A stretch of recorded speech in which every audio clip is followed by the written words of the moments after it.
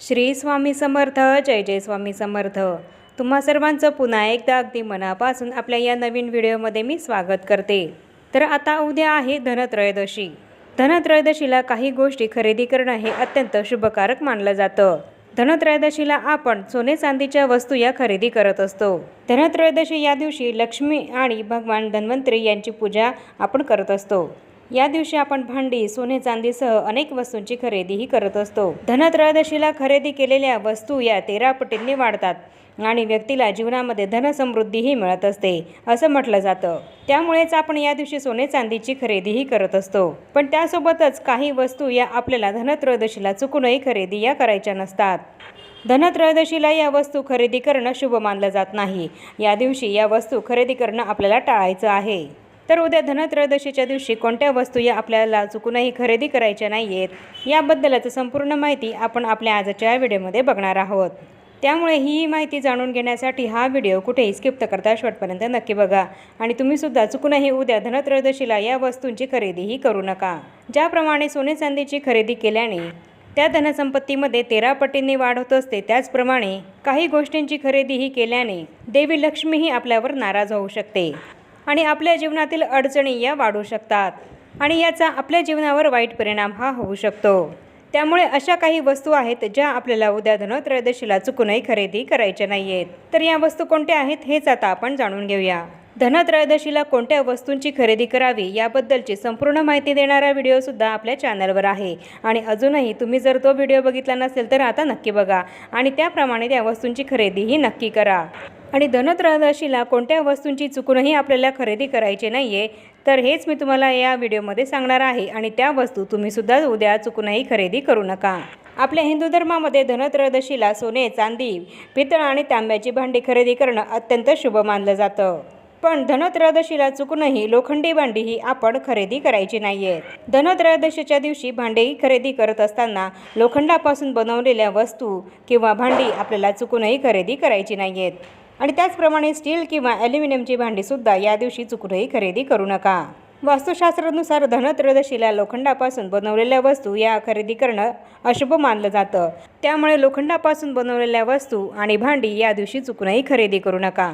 आणि तसंच धनत्रयोदशीला steel, plastic, ceramic किंवा काचेची भांडी ही सुद्धा आपल्याला चुकूनही खरेदी करायची नाही आहे.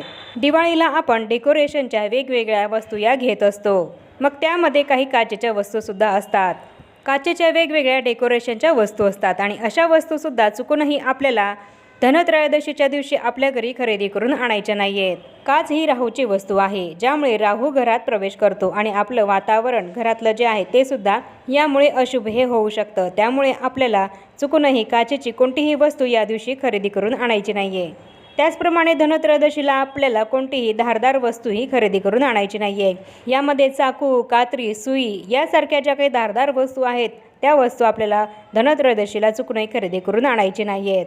त्याचप्रमाणे कोणत्याही प्रकारचे कृत्रिम दागिने, आर्टिफिशियल दागिने हे सुद्धा आपल्याला या दिवशी चुकूनही खरेदी करायचे नाही आहे. धनत्रयोदशीला सोने आणि चांदीपासून बनवलेले दागिने हेच खरेदी करणं अत्यंत शुभकारक मानलं जातं. शास्त्रानुसार धनत्रयोदशीला सोने चांदीचीच खरेदी ही करावी असं सांगण्यात आलं आहे.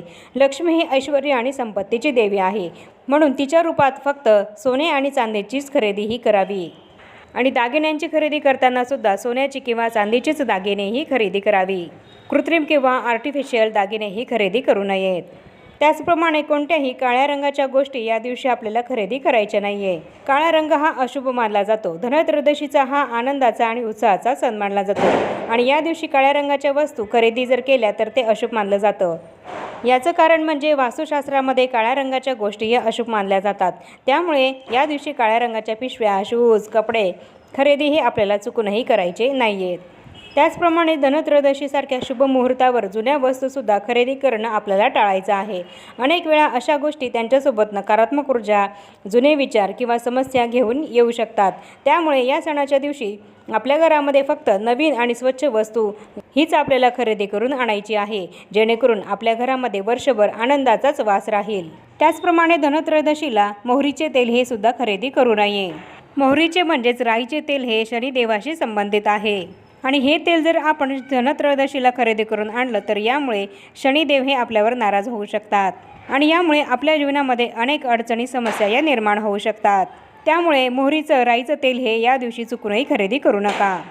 धनत्रयोदशीला आपण लक्ष्मी माता आणि धन्वंतरी देवतेचे पूजन हे करत असतो आणि अशा शुभ मुहूर्तावर आपल्याला आपल्यासाठी शुभ ठरतील अशाच वस्तू या खरेदी करायच्या आहेत आणि अशा वस्तू चुकूनही खरेदी करायच्या नाही की ज्यामुळे त्यांचा आपल्या जीवनावर विपरीत परिणाम होईल आणि आपल्या मागे संकट अडचणी या लागतील। आपल्या जीवनातल्या समस्या यामुळे वाढू शकतात। त्यामुळे आजच्या या व्हिडिओमध्ये सांगितलेल्या या वस्तू तुम्ही उद्या धनत्रयोदशीला चुकूनही खरेदी करू नका। तर याप्रमाणे आजच्या व्हिडिओमध्ये मी तुम्हाला संपूर्णपणे माहिती दिलेली आहे की धनत्रयोदशीच्या दिवशी आपल्याला कोणत्या वस्तू या चुकूनही खरेदी करायच्या नाही आहेत। याबद्दलच संपूर्ण माहिती ही आपण बघितली आहे आणि आता या छोट्याशा माहितीसह आपण आपला आजचा हा व्हिडिओ इथेच थांबवूया।